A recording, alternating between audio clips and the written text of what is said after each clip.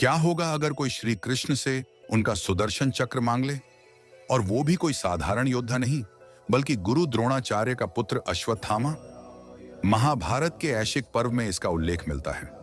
अश्वत्थामा वो योद्धा जो अमर है, जिसने अपने जीवन में अपार शक्ति प्राप्त की थी। उसके पास था ब्रह्मशिर अस्त्र, एक ऐसा दिव्यास्त्र जो पूरी पृथ्वी का विनाश कर सकता था। लेकिन उसे एक और शक्ति चाहिए थी, सुदर्शन चक्र। वो द्वारका पहुंचा, जहां उसका भव्य स्वागत हुआ, और फिर समुद्र के किनारे उसने श्री कृष्ण से कहा, माधव, मेरे पास ब्रह्मशिर अस्त्र है जो देवताओं द्वारा पूजित है, लेकिन मैं इसे आपको दे सकता हूं यदि आप बदले में मुझे अपना सुदर्शन चक्र दे दें। श्री कृष्ण मुस्कुराए, बिना किसी हिचकिचाहट के बोले, अश्वत्थामा, तुम चाहो तो इसे ले सकते हो। अश्वत्थामा की आंखों में चमक आ गई। उसने तुरंत चक्र को उठाने की कोशिश की, पहले बाएं हाथ से, फिर दाएं हाथ से, फिर दोनों हाथों से पूरी ताकत लगा दी, लेकिन चक्र हिला तक नहीं।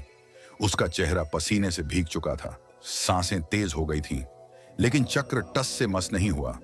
थक हार कर उसने अपनी हथेलियां जोड़ी और कहा, गोविंद, मैं समझ चुका हूं, इस चक्र को कोई इंसान छू भी नहीं सकता, इसे केवल आप ही धारण कर सकते हैं।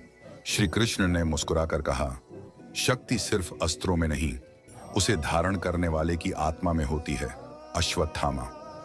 उस दिन अश्वत्थामा ने जाना कि सुदर्शन चक्र सिर्फ एक अस्त्र नहीं था, बल्कि स्वयं नारायण की महाशक्ति थी।